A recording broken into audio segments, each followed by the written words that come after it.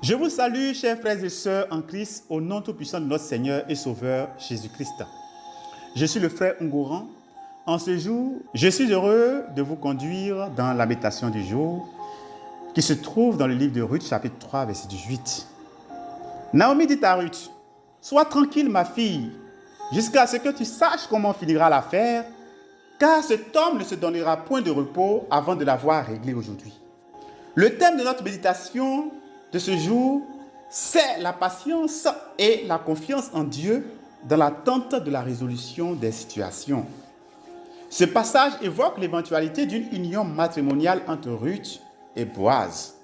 Naomi incite Ruth à faire preuve de patience afin d'observer l'évolution de la situation, car Boaz ne trouvera point de repos selon elle jusqu'à ce qu'il ait apporté une résolution à cette problématique. De quelle problématique s'agit-il? Alors, le contexte de ce verset est l'histoire de Ruth, une femme moabite qui devient un maillon important de la lignée du roi David et finalement de Jésus-Christ. Dans ce chapitre spécifique, Ruth s'approche de Boaz, un parent proche, cherchant sa protection et sa provision. Boaz est un homme riche et respecté de la ville de Bethléem, qui est connu pour sa bonté et sa fidélité envers Dieu et envers les autres. Il est également un parent éloigné de Ruth, ce qui le rend éligible pour être son rédempteur. Un rôle qui consiste à épouser la veuve d'un parent décédé et à assurer la continuité de sa lignée. On appelle ce rôle mariage léviratique ou tout simplement le lévirat. Dans ce type de mariage, le frère du défunt est obligé d'épouser la veuve de son frère décédé.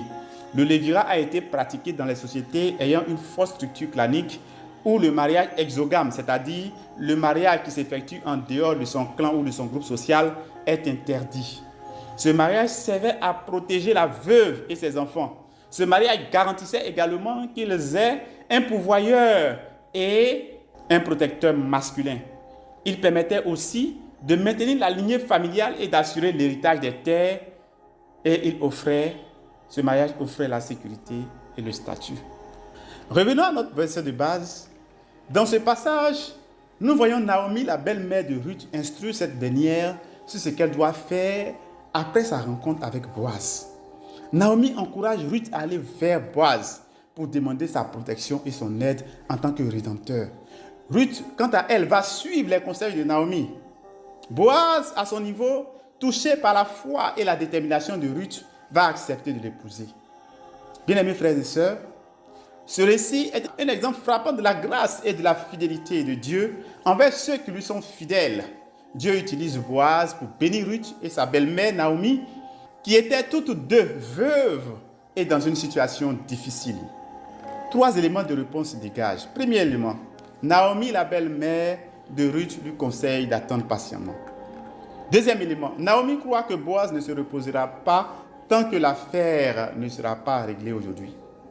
Troisième élément, la situation concerne le potentiel mariage de Ruth avec Boaz. Mais on se posera la question de savoir pourquoi Boaz devrait-il résoudre la question du mariage avec Ruth. Boaz agissait par obligation légale, tout d'abord. Il agissait aussi par compassion et par fidélité à ses convictions religieuses et morales, enfin.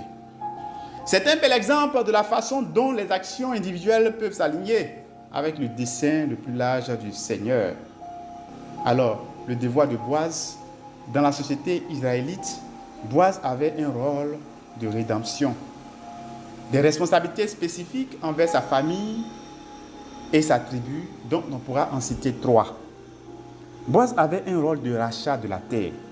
L'une des principales responsabilités de Boaz était de racheter la terre familiale. Dieu avait donné la terre promise à chaque tribu d'Israël comme héritage.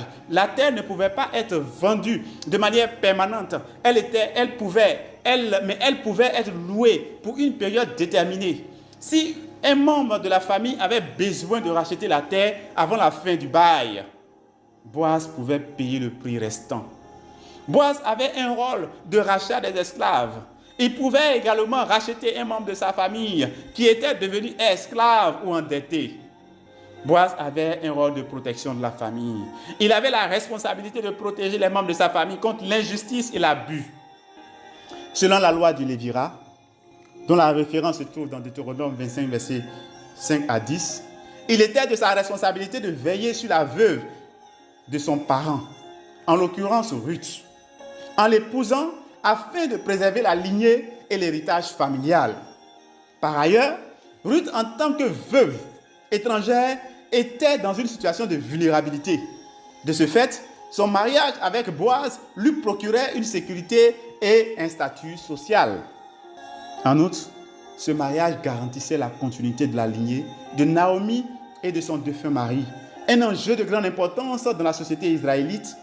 Enfin, il est important de souligner l'intégrité de Boaz. En effet, Boaz était reconnu comme un homme de grande intégrité et de foi. Il aspirait à faire ce qui était juste, non seulement aux yeux de la loi, mais aussi devant Dieu. Bien-aimés frères et sœurs.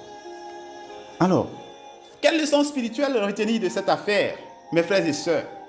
Le Seigneur nous appelle à lui confier notre foi, indépendamment des circonstances. Les exemples de sa grâce et de sa loyauté abondent dans la Bible. Ruth n'est que des nombreux témoignages de la bienveillance et de la constance divine. Parmi les autres figures marquantes, on peut trouver Joseph, qui a été libéré de sa geôle et élevé à une position d'autorité en Égypte. On peut citer aussi la nation d'Israël qui, arrachée à la servitude en Égypte, et a été guidée vers la terre promise, Exode 12, verset 15. À travers ces versets, le Seigneur nous enseigne l'importance de la patience et de la confiance en Dieu.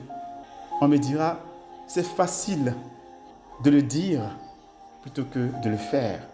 Mais le Seigneur vous donnera la force d'y arriver. Comme Ruth, nous devons attendre avec confiance que Dieu agisse dans nos vies. Nous devons également reconnaître que Dieu utilise souvent d'autres personnes comme Boaz, dans ce cas-ci, pour accomplir sa volonté. La patience est une vertu importante dans le cheminement chrétien, dans notre relation avec Dieu, dans notre parcours de vie sur cette terre. La patience est souvent associée à des qualités telles que le mérite, telles que la sagesse. Dieu a un plan pour chacun de nous, bien-aimés frères et sœurs. Et il est essentiel de lui accorder notre confiance et de patienter pour qu'il se manifeste.